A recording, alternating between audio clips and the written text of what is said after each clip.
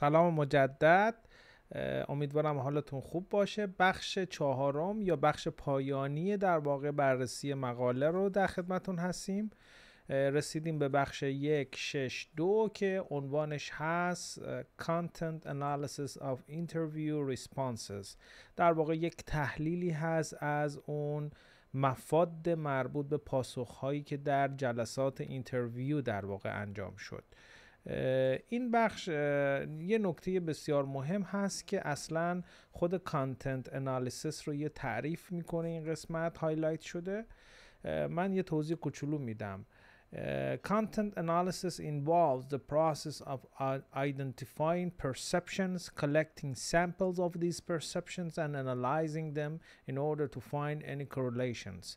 در واقع این تحلیل مفاد و موضوع شامل فرایندی برای شناسایی ادراکات perceptions، جمع‌آوری نمونه ها برای این پرسپشن ها یا ادراکات و تحلیل آنها برای پیدا کردن هر گونه کورلیشن یا همبستگی هست. از این مدل بین اون اکسپرت ها در واقع با این توضیح اولیه شروع میکنه. در چند قسمت سوالاتی رو میپرسه، نظرات اونا رو دریافت میکنه.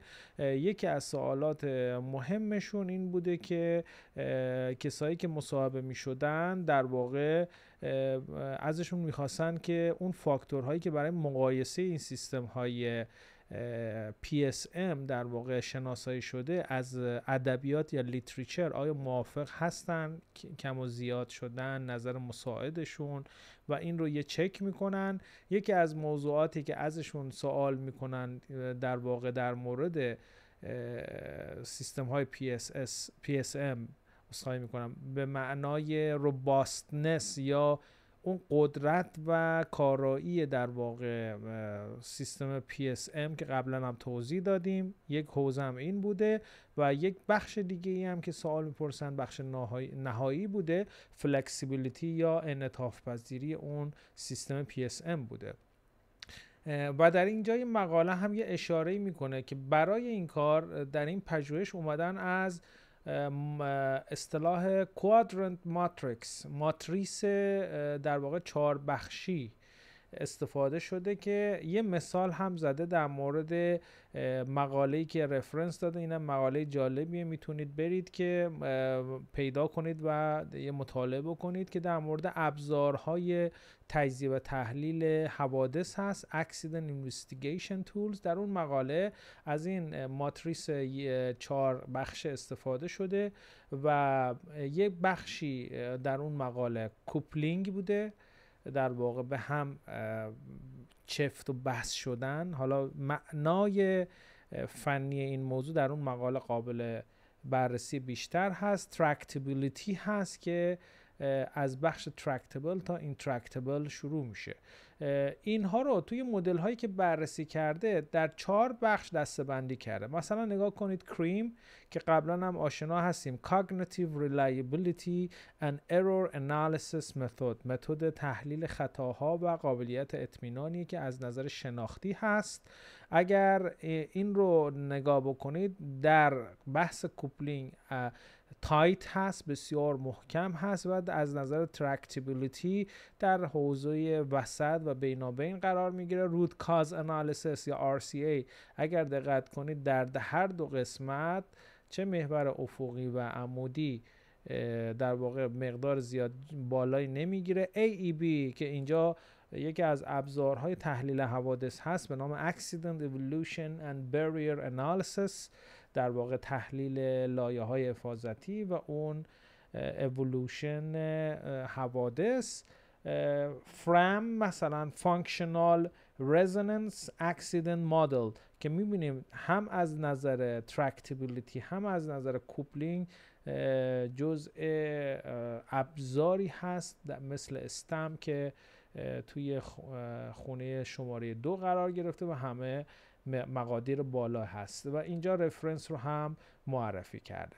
خب با این نگاه و ادبیاتی که باهاش آشنا شدیم، یک مقایسه رو بین چارچوب هایی که صحبت ازش شد توی مدل های انتخابی انجام شد و بعد در تیبل 3 همه اون فاکتورها با توجه به معیارها در اون 21 مدل نتایجش رو میبینید در تیبل 3 وجود داره. و بعد از این که مقایسه کردن، این نمودار بسیار جالبی هست که دوست دارم یعنی توصیه میکنم که علاقه‌مندان خیلی روی این نمودار بیشتر میتونن بحث و گفتگو بکنن. من فقط اشاره میکنم شبیه اون ماتریسی که در بررسی حوادث بود، در مورد این مدل های PSM هم اون 21 نمونه‌ای که انتخاب کرده بوده 4 قسمت میکنه. با 2 معیار قرار شد که فلکسیبیلیتی، انعطاف پذیری باشه، و روباستنس که هرچه به سمت بالا میره اون روباستنس اون مدل بالاتر هست و هرچه به سمت راست حرکت میکنیم انعطاف پذیری بالاست. برای هر کدوم از این مدل‌ها با توجه به بررسی که انجام داده این نتایج در شکل شماره 7 قابل مشاهده هست. مثلا نگاه بکنید API RP750 یا API RP75 از نظر روباستنس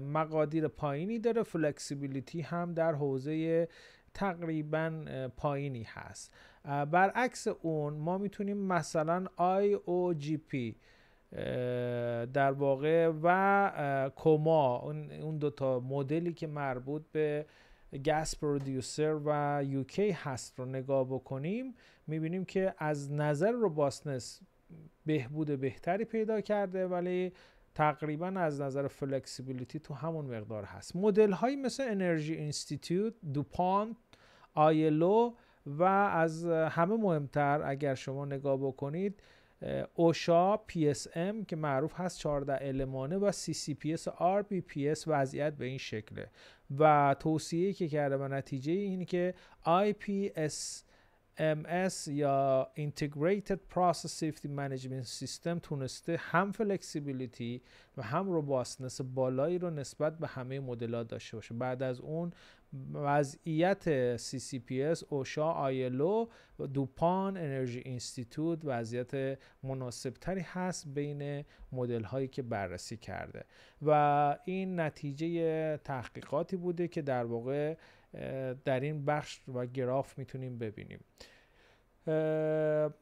حالا دوستان شاید سوال براشون پیش بیاد فلکسیبیلیتی و روباستنس رو چجوری مبنا قرار داده بین اون فاکتورهایی که اسمشون رو آوردیم. اینجا اشاره شده فلکسیبیلیتی رو بر اساس 3 فاکتور در واقع اینداستری ادپتابیلیتی، اون مطابقت و قابلیت انطباقی که توی صنایع مختلف در مورد اون مدل مطرح بوده، کامپیتنس لول، سطح مهارت و شایستگی در واقع اون موضوع، و اینکه اون اپروچ یا روش اینداکتیو یا دیداکتیو هست، در واقع استنتاجی یا قیاسی هست یا استقرایی هم در واقع این 3 فاکتور رو در نظر گرفته و روباستنس یا استحکام یا قدرت اون مدل رو بر اساس 11 فاکتور باقی مانده در واقع از بین اینها در واقع 3 تاشون مربوط به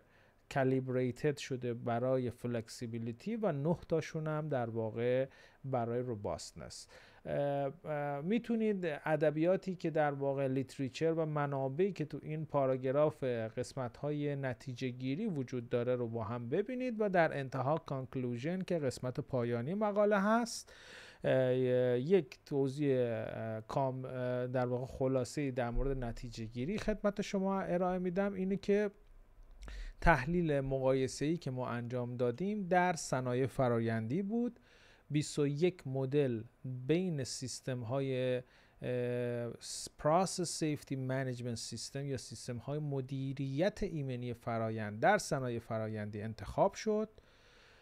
هر کدوم از مدل‌ها بررسی دقیق شد.